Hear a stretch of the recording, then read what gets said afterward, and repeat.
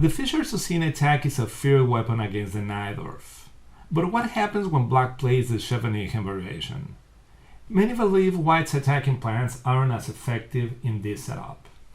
But what if I told you that with one clever idea, you can still develop a strong initiative and launch a dangerous kingside attack? In today's video, I'm going to show you a beautiful game where it makes a lot of sense to use the fishing pole trap in the Fischer-Sozin against the Scheveningen variation. Let's get right into the game. I'm going to analyze a beautiful game between Michael Schlösser and Tom Payanos, both international masters. The game was played in 1987. e4, c5, the Sicilian defense, knight f3, e6.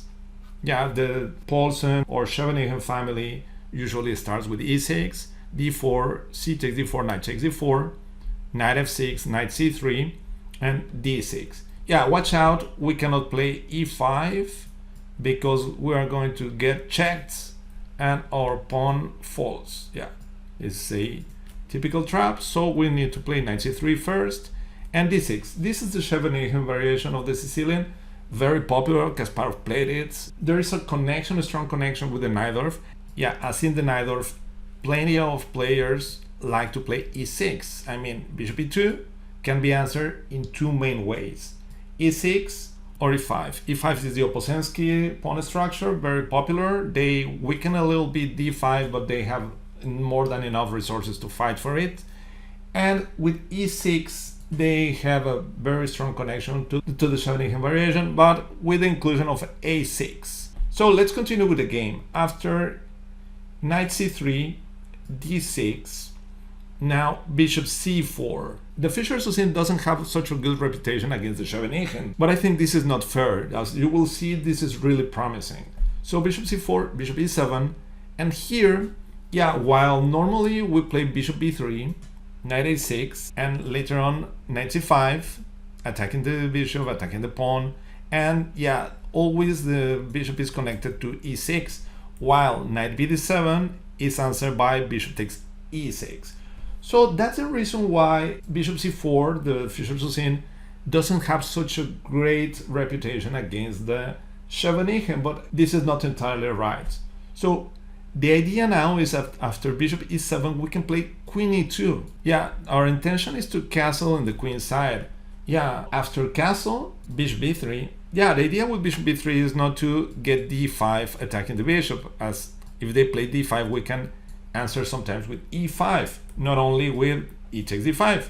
Knight a6, this is the normal idea, and here is where we are going to see something really special.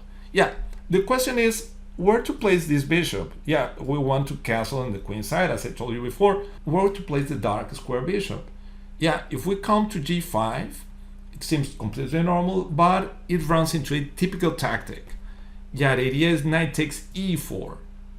Yeah, if we recapture on e4, bishop takes g5, they win a pawn. So capturing on e7 is answered by knight takes c3, b takes e3, queen takes e7, and they have an extra pawn and they destroyed our pawn structure. So knight takes c3, bishop d8, knight takes e2, and they are going to recapture, regaining material, and this was a complete disaster. So bishop g5 cannot be played. So what to play? The bishop on f4 is forked immediately, yeah, with our knight. So we have no active squares. The bishop on e3 might be, and after knight c5, f3. This can be playable. This is really a nice position. We can castle next, but actually Schlösser found something much more attractive and active. He found something more active. Well, he played h4. It's hard to understand at first sight. It seems white wants to attack. He wants to play h5. But the reality is that he wants to play bishop g5, as you may suspect by now. Knight c5, and now bishop g5, and we are not concerned about knight e4, as our h-pawn defends the g5 bishop. So there is no problem with knight takes e4 any longer. And h6, yeah, they want to get rid of our bishop. Our bishop is putting a lot of pressure and we are castling. And here, as you may already guess, castle. Yeah, we don't care about these threats. But the game was h takes e5. Yeah, the thing is that it's really difficult to come up with something else. Bishop d7, for instance, we can play something like f4, threatening e5, or we can even play g4, threatening bishop takes f6, or even bishop takes h6 and g5, and things are getting crazy. This king is going to be naked almost against our rooks, and our queen is really close from the action. After long castle, Tompa decided to capture h takes g5, opening the h file. This is the whole idea, and yeah, our queen is eager to get to h5. So knight h7. What to do after knight h7? Yeah, it seems we can win right away with queen h5, but this is not the case. We have to play f4 first, and that was the game. Playing queen h5 runs into bishop takes g5 check, king b1, and bishop h6. So this blocks the h file, and I guess black is winning. So rather than playing this, Schloesser played f4. Now queen h5 followed by checkmate on the h file now is a threat. Now it's really difficult for black to play something. I guess trying to play for g6 and avoid queen h5 might be normal, but you can guess that after something like queen g4 and yeah, queen h4 or queen h3 or even rook h3 followed by doubling the rooks, things are collapsing, I guess. So after f4, bishop takes g5 was a game. He gives back the piece. F takes g5, queen takes g5 check, and king b1. Well, Schloesser is a pawn down, but I mean, he was a piece down not long ago, so this is completely promising for white, and black is struggling. White's idea may be something like rook h5 and rook d h1, yeah, trying to get to h8 again.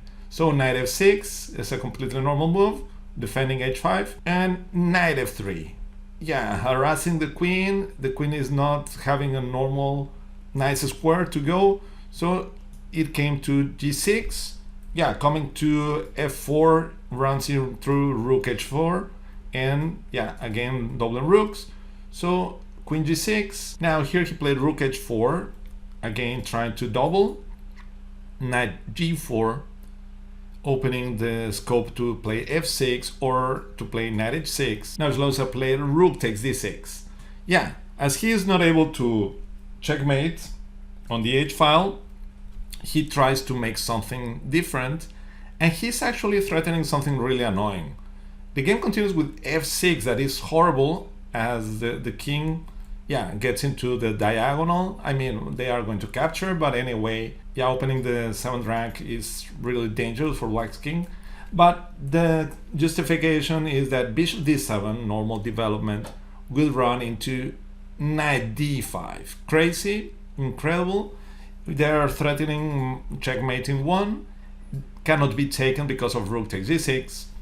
And yeah, after rook e8, for instance, knight f4, the knight was trying to come here as well, and the knight is falling. So this is it.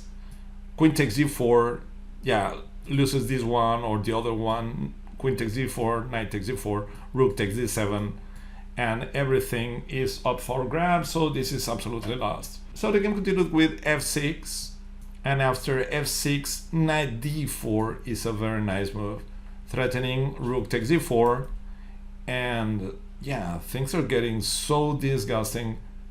Knight takes b3, getting rid of this powerful bishop. A takes b3.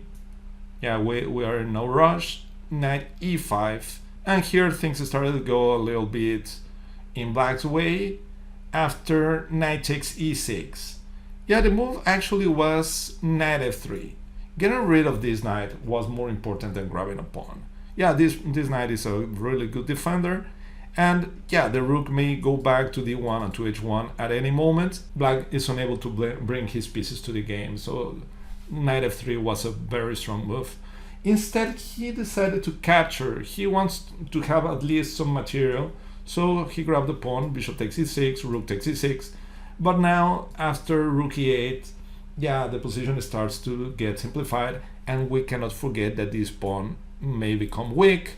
This knight is really a nice piece. So yeah, things got complicated, even though after rook takes e8, rook takes e8, rook h1, yeah, trying to fight for the open file, and a6, and now queen f2, really a nice move. Yeah, the queen is ready to come to h4, but sometimes this diagonal, those points are invasion points, are really useful for the queen.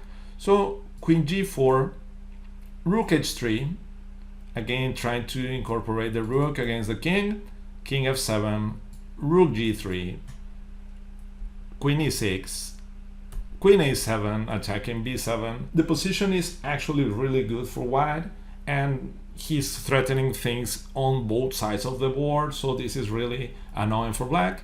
Rook e7, defending b7, and knight d5. Yeah, at least we have this centralized square because of this, the support of this weak pawn, but actually it's a really nice square. Rook d7, queen b8, threatening queen h8, creating threats.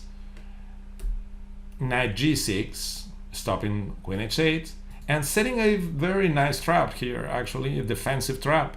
So the game continues with queen c8. It was really easy to fall for rook takes e6, and after king takes e6, knight f4. This is winning, but actually black was setting a trap, and queen takes e4 is really strong. They are threatening the rook, the knight, and sometimes check and check, and this is a draw. Sometimes it can end up in a draw or worse. So this was a really very good trap. Zlauser dodged that deadly bullet. After queen c8, he keeps the advantage as the rook is attacked. Finally, Tompa made the decisive mistake after playing b5. Rook takes g6. This time is working perfectly. Still knight f4 for the fork, and after queen takes e4, yeah, this one is undefended. Rook takes f6, and Tompa decided to resign as he's absolutely lost. G takes f6, queen takes d7, check, and white won a beautiful game. Really shocking to see this h4 move in such an important theoretical position. Let's find out if it has been played on Lichess. Okay, let's see if it has been played. The fishing pole trap, the Scheveningen variation, c takes e4, knight takes d4, knight f6, knight c3, e6, bishop c4, and let's open the database. Yeah, bishop e7, now queen e2, castle, bishop b3, knight a6, and h4 hasn't been played. Yeah, g4 has been played, but yeah, this is inferior as d5 is really interesting. e5, knight e4. This can be, is very curious as it may seem the same, but here white has problems defending the knight, while with the pawn on h4, d5, e5, knight e4, knight takes e4, d takes e4, queen takes e4, knight c5, queen g4, and yeah, we are ready to play bishop h6. We are still defending, and this is really good. So h4 has never been played on Lichess. So I hope you enjoyed the video. I hope you are gathering knowledge on the Fischer-Sozin. Yeah, we can play it against the Najdorf, we can play it against the Scheveningen, we can play it against the Classic, we can play it against the Dragon. So this is a fully fledged weapon, and there are several ideas that we are going to learn slowly but surely. But this time I wanted to show this trap, a fishing pole trap, in the most unexpected disguise. So I hope you enjoyed it. If that's the case, please give me a thumbs up and subscribe to the channel in case you haven't done it. Thank you very much for your attention, and see you next time. Goodbye.